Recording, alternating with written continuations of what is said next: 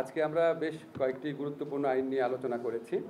তো এর মধ্যে একটা গুরুত্বপূর্ণ আইন আজকে চূড়ান্তভাবে অনুমোদিত হয়েছে। এটা হচ্ছে জাতীয় মানবাধিকার কমিশন অধ্যাদেশ। আপনারা জানেন আমাদের একটা মানবাধিকার কমিশন ছিল, এটা মানে খুব দন্তহীন একটা মানবাধিকার প্রতিষ্ঠান ছিল, মানবাধিকার কমিশন ছিল, এবং সেখানে সিরিয়াস কিছু প্রবলেম ছিল। এখানে মানবাধিকার কমিশনের নিয়োগ যে পদ্ধতি সেটার মধ্যে ত্রুটি ছিল, কমিশনের যে এখতিয়ার সেখানে মারাত্মক ঘাটতি ছিল। এছাড়াও ওখানে এমন সব লোকদেরকে বসানো হয়েছিল যারা তাদের মানে আইনগত যে ক্ষমতা সেটাও প্রয়োগ করতে পারেননি বা করেননি আর কি। তা আমরা এটাকে অনেক বেশি স্ট্রং করার চেষ্টা করেছি। মানবাধিকার যে কমিশন আছে এটা যেন সত্যিকারে এখতিয়ার সম্পন্ন, ক্ষমতা সম্পন্ন প্রতিষ্ঠান হয় এবং যাতে একটা মানবাধিকার লঙ্ঘন রোধে ভূমিকা রাখতে পারে সেরকমভাবে প্রতিষ্ঠিত করার চেষ্টা করেছি। এটা কয়েকটা উল্লেখযোগ্য দিক আমি আপনাদের বলি। মানবাধিকারের সংজ্ঞা সম্প্রসারিত করে বাংলাদেশ কর্তৃক অনুসমর্থিত প্রচলিত আইন দ্বারা বলবৎযোগ্য বিভিন্ন আন্তর্জাতিক মানবাধিকার দলিলে ঘোষিত বা প্রথাগত আন্তর্জাতিক মানবাধিকার আইন দ্বারা স্বীকৃত মানবাধিকার সমূহকে অন্তর্ভুক্ত করা হয়েছে।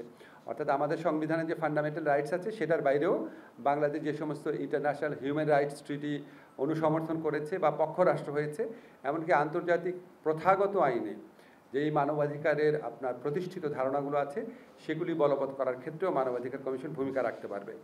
আর মানবাধিকার কমিশন গঠিত হবে চেয়ারম্যান এবং 4 জন সার্বক্ষণিক সদস্য দ্বারা।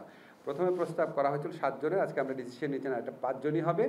5 জনের 5 জনই সার্বক্ষণিক থাকবেন।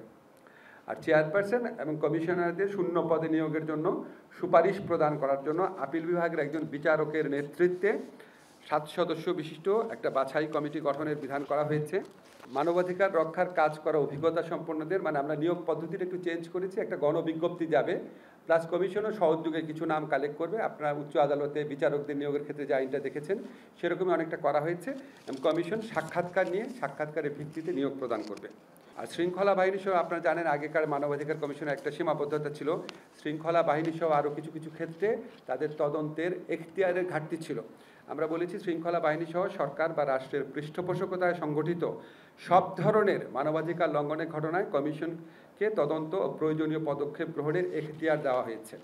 একটা খুবই উল্লেখযোগ্য বিধান সংযোজন করা হয়েছে, গুম প্রতিরোধ প্রতিকার এবং গুমের শিকার ব্যক্তিদের সুরক্ষা আইনসহ মানবাধিকার সংরক্ষণমূলক যে কোনো আইনের মূল দায়িত্ব মানবাধিকার কমিশনকে প্রদানের সুযোগ রাখা হয়েছে। আমরা আজকে গুমের যে আইনটা ছিল সেটা আজকে আমরা ফাইনালাইজ করতে পারি নাই, দু একটা আরও সাজেশন আসছে, সামনের সপ্তাহে ইনশাআল্লাহ সেটা হয়ে যাবে। তো গুম কমিশনে ওখানে যেই দায়িত্ব দেওয়া হয়েছে, ক্ষমতা দেওয়া হয়েছে, এটা আসলে আলাদা করে আমরা গুম কমিশন করব না, মানবাধিকার কমিশনই ওই দায়িত্বটা পালন করবে। এছাড়াও অন্য কোনো আইনে, যেমন ধরেন হেফাজতে মৃত্যুর সংক্রান্ত যে আইন আছে সেই আইনে যদি আমরা কোনো পরিবর্তন এনে বলি যে না এগুলি মানবাধিকার কমিশন সেটাকে তদন্ত করবে, সেরকম ব্যবস্থাও রাখা হয়েছে, সুযোগটা অবারিত রাখা হয়েছে। আর কমিশনের আদেশ প্রতিপালনকে বাধ্যতামূলক করা হয়েছে।